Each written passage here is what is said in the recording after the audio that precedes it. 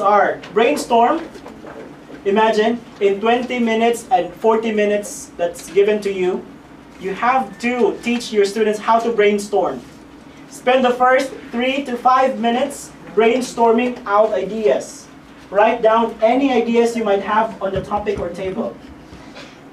That's why. So when you're presented a table, only choose 2000 the lowest, 2010 the highest. In the middle, there's a plateau kind of movement.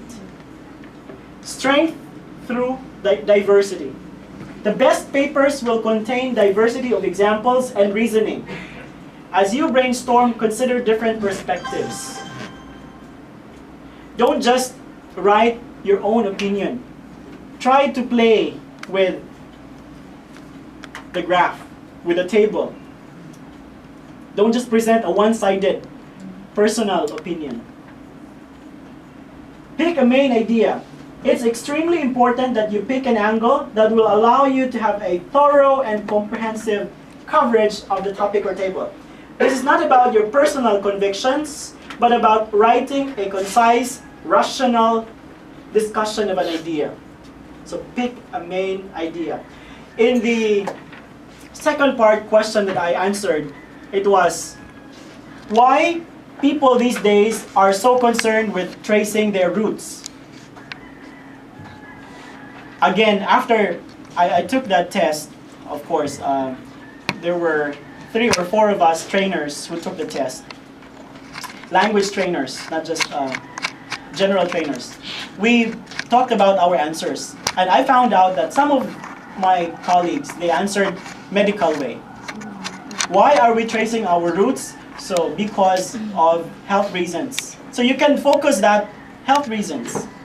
On my part, I'm an educator, so social aspect of the human being. I started like, humans are, nobody lives on an island. You see, phrases. Nobody lives on an island. We are social animal, we interact and blah, blah, blah. So I developed my, it's maybe motto 7.5. Because of the social animals. Yes. Very, maybe shallow idea. Create a logical flow. Now that you know which ideas you are going to use and focus upon, organize them, put your writing points in a logical order. Now, after having those 3, start your engines, which means start writing. After brainstorming, after having, after picking an idea, now that you have a flow, now start writing. First paragraph. Your first paragraph should have several easily identifiable features. First, it should have a quick description or paraphrasing of the topic or table. The table presents the number of mileage a particular car has used in 10 years. That is your opening. Briefly explain what the topic or table is about. Second, we are still in the first paragraph, okay? Second, you should explain your opinion of the topic or table and give an explanation of why you feel that way. What is your decision or conclusion on the topic or table? Third, that you include in your first paragraph, you should list your writing points. Someone was to only read this paragraph. They should be able to get an executive summary of the entire paper. First paragraph. Body, or the body of the paragraph. Each of your successive paragraphs should expand upon one of the points listed in the main paragraph. Use your personal experience and knowledge to support each of your points. Examples should back up everything. Conclusion paragraph. Once you have finished expanding upon each of your main points, wrap it up, summarize what you have said and covered in a conclusion paragraph. All you are doing is refreshing in mind of the reader the main points that you have made. Don't panic. if your mind goes as blank as the page on which you have to write your paper, take a deep breath, force yourself to mechanically go through the steps listed above. If you're mental block, think of the steps. What should be my first paragraph? What should be my body? What should be my conclusion? Now, the first time I took writing, I did not finish also. The second time, conclusion na lang ko ang ikatulo na kong take, makompleto na gina ko. Why? Because I didn't know there is a strategy in writing without counting. 150 words and 250 words. What I did first, di-count na ko. Dugay ko na human. So obviously, I wasn't able to finish the first try taking Ielts. The second time, okay, naka-conclusion naman ko ang hoping katulo. There's a style that a friend told me. If you're asked 150 words, the first sentence or the first line that you make, estimated to have 10 letters or 10 words. So you only have to make maybe 15 lines. 1, 2, 3, 4, 5. So you only have to make 5 lines in your first paragraph, because this contains 10, 10, 10, 10, 10. So this is 50, approximately 50 words. And if you're asked 150, so you only need 3 paragraphs, right? So you don't have to count. Don't follow what I did. And as what this strategy said, the first paragraph should contain an executive summary of the entire writing. So you write there your opinion, your a short description of, for example, if it's the first task, which is the paragraph, the table or graph, you explain what's the table. But don't copy. A very common mistake is a graph or a table, it has a description below it. Some students, they just copy. You don't copy it. You'll be marked against you. Why? You're just copying. You paraphrase the description. If it states there that number of miles Toyota cars in 10 years, so without changing the thought, just paraphrase it in your first paragraph. Then whatever you wrote in your first paragraph, explain it on the second paragraph. Support.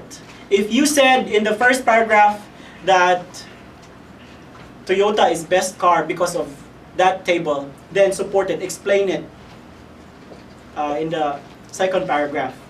Now, in writing tests, there are different questions that they will ask. For example, why are people these days so concerned with tracing their roots?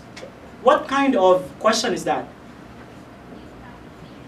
What kind of answer is required for that? It's opinion, right? Why these days people? So if it's an opinion, then you have to answer with your opinion and supporting details. There's also a kind of writing that will present compare and contrast. So if it's compare and contrast type, answer it on the first paragraph and explain it on the second paragraph or the succeeding paragraphs. There is also enumeration type that you need to list down things. So give your answer, general answer in the first paragraph and explain it on the second or third paragraph. Then the last paragraph should be the summary, conclusion. As what they say it, explain, and repeat. But again, in a different way. Balik-balik. Suggestion. Practice writing a sentence with 10 words per line. So yeah, I just said it. Speaking module. Part 1. This is the easiest actually. Part 1. You will need to answer general questions about yourself, your homes, families, your jobs, studies, interests, and a range of familiar topic areas in 4 to 5 minutes. So if you're teaching, practice asking questions. First part, personal questions. And then, at least tell your students to formulate a general answer with like, tell me about your family. There are students, they can't even memorize, so they keep on changing their answers, right? Part 2, you will be given a verbal prompt on a card and asked to speak about a particular topic listed on the card. You will have 1 minute to prepare before speaking at length and will need to speak between 1 and 2 minutes. Then the examiner will ask you 1 or 2 follow-up questions. Part 3, you and the examiner will engage in a discussion of more abstract concepts and issues which will be linked to the topic you discussed in Part 2. The discussion will last between 4 and 5 minutes. There's a technique here, which I learned when I took my first Ielts. That time, of course, I was asked Part 1, tell me about yourself. So I said, I'm a language teacher, blah, blah, blah, blah. And I'm working from 8 to 4 and just sitting one-on-one. I didn't know that because of those answers, this is actually I don't know if you know this, the first part, your answers, the examiner will pick one part there that would lead to the second, and then pick that part on the second and would lead to the third.